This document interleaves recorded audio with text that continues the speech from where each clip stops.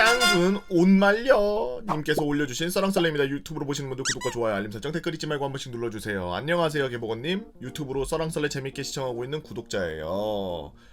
제가 한 보직은 워낙 희귀하다 보니 구독자분들께 잔년병이라는 보직에 대한 정보도 알려드리고 잔년병이 되실 예비 군 복무자들 분들에게 이 보직이 얼마나 개꿀 보직인지 알려드리려고 이렇게 글을 한번 써봅니다. 재밌는 썰은 아니겠지만 군대에 이런 것도 있구나 하고 한번 봐주시면 감사하겠습니다. 잔년병은 말 그대로 부대와 부대 사이에 문서나 명령을 전달하는 배달부의 역할을 하는 보직입니다. 쉽게 말해 사회에서 우체부, 쿠팡맨이라고 할 수 있죠. 직접 대면해서 전달해야 되는 대외비나 상급 기밀을 안전하게 운반하는 역할을 하고 있는데 보통 각 부대마다 인사개원이나 대대 행정개원이 업무 중 하나로 하는 경우가 많은데 반해 전령병은 이 역할만 주 임무로 합니다. 대신 차이가 있다면 우리나라 큰 권역별로 한 부대씩 담당해서 넓은 권역 전체에 흩어져 있는 부대들을 찾아가는 문서 배달을 하죠. 기존에 각 군에서도 전령병을 운용했으나 전자정보 시스템의 발달 때문에 현재는 제가 속했던 국직부대인 국군정보통신사령부에만 있는 아주 희귀한 보직으로 알고 있습니다. 국직부대이다 보니 육군, 해군, 공군, 심지어 해병대 인원들도 함께 생활하는 사령부였죠. 자대로 가는 날 대부분 위로 올라가는데 저만 땡땡시 땡땡역으로 내려가라는 명령이 하달되더라고요. 땡땡시에도 군부대가 있나? 라는 생각을 하던 중 마침내 땡땡역에 도착했습니다. 입대 전에도 밀리터리를 좋아했던 저는 자대로 이동할 때 레토나 같은 군용 차량을 타고 이동할 것을 기대하고 있었는데 스타렉스가 하나 오더니 저를 태우고서 이동하더라고요. 그때부터 뭔가 느낌이 좋았습니다.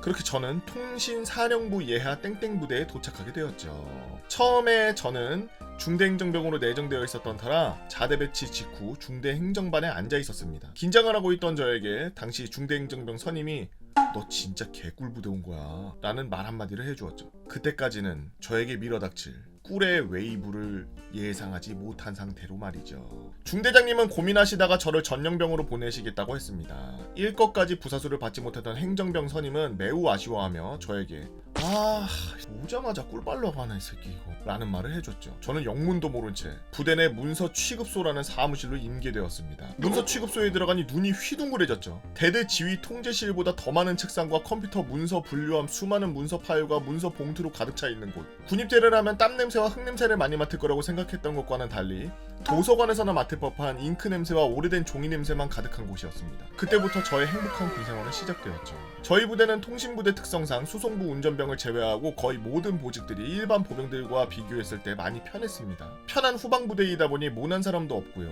그런데 그 중에서도 제가 하게 된 전령병은 전국 모든 부대를 통틀어서 많이 없는 개꿀 보직이었던 것이죠. 몇 가지 기억나는 개꿀이었던 점 말씀드려볼게요. 첫 번째, 전령 업무는 그 어떤 훈련 상황에도 우선적으로 수행되어야 한다. 저희 전령병은 부대 간의 문서를 전달하는 실무 업무를 맡았기 때문에 부대 내에 그 어떤 사정이 있어도 전령 업무를 수행해야 했습니다. 훈련과 실무는 완전 구별된 개념이랄까요? 훈련 때문에 전령이 가지 못하면 그 문서가 급히 필요한 부대가 마비될 수도 있기 때문에 가장 우선적으로 수행했죠. 특히 유격, 혹한기, 대대 전술, 굵직굵직한 훈련 중에도 역시 저희 전령병은 외부로 나가야 있어야 했기에 냄새나지 않고 깔끔한 용모를 유지해야 했습니다.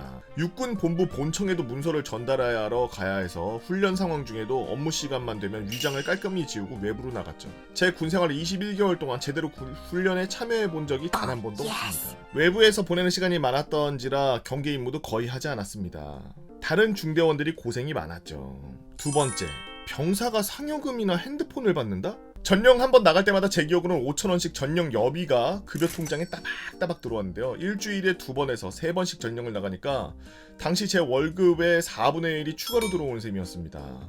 저희는 그 돈을 상여금이라고 불렀어요. 그리고 지금은 자기 핸드폰을 사용할 수 있다고 했는데 제가 군생활할 때는 핸드폰 반입이 금지였을 때였습니다. 그런데 전령병은 외부의 돌발 상황이 발생할 것을 대비해서 전령용 핸드폰이 보급품으로 지급되었죠. 스마트폰이 아닌 피처폰이었지만 지루한 이동 시간에 하던 탄 심지 잊기 게임은 정말 재밌었습니다.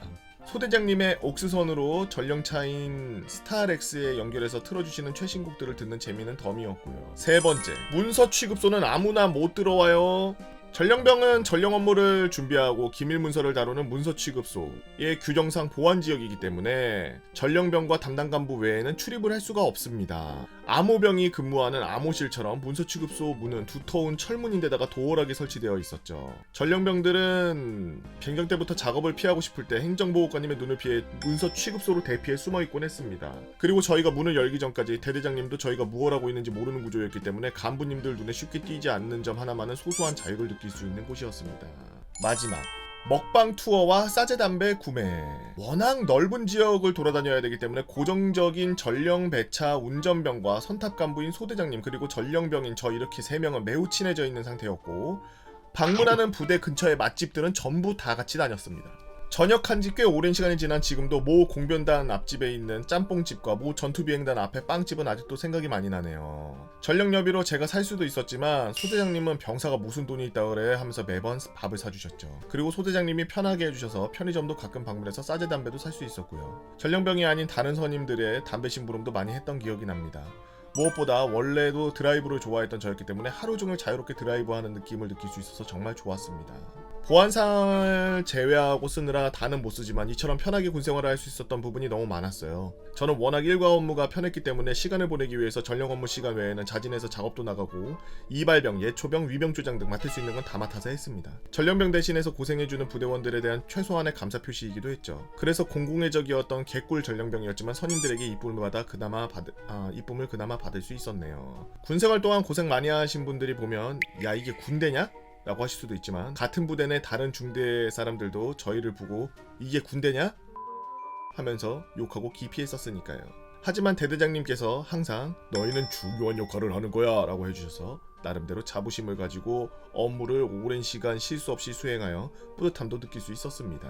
또한 전시 상황이 되면 위험 지역까지 전령을 이동해야 되는 임무이고 적들의 우선적인 표적이 될 수 있기 때문에 그 점을 유의하여 임무를 수행했었죠. 운 좋게 존재하는지도 몰랐던 보직을 맡게 되어 군생활 기간 내내 제가 담당했던 지역의 아름다운 산들과 들을 많이 볼 수 있어서 좋았고 좋은 간부님들과 전우님들을 많이 알게 돼서 지금까지도 연락을 많이 하고 지내고 있습니다. 그리고 군생활을 버리는 시간이라고 생각하지 않고 틈마다 책도 많이 읽고 운동도 열심히 해서 나왔죠.